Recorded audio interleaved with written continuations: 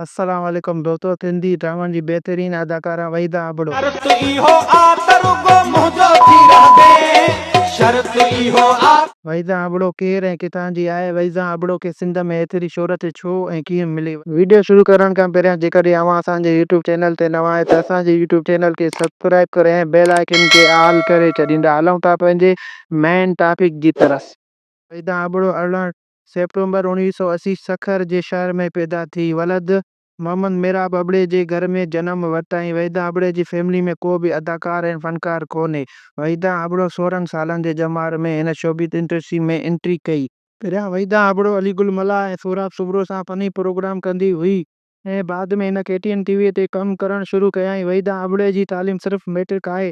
वहीदा आबड़ो खे 3 भेणियूं ऐं 4 भाउर आहिनि। वहीदा आबड़े खे हिन वक़्तु सिंध जा माण्हू तमामु काफ़ी पसंदि कनि था। हिन वक़्तु वहीदा आबड़ो धरती टीवी ते कमु करे थी ऐं उन खां अलावा वहीदा आबड़ो केतिरनि ड्रामनि ऐं फिल्मनि में कमु करे चुकी आहे। दोस्तों, हीउ वीडियो तव्हांखे कीअं लॻो पंहिंजे कमेंट जो इज़हार ज़रूरु कजो। मिलूं था हिकु नए वीडियो सां गॾु। फ़िलहाल लाइ अल्लाह हाफ़िज़।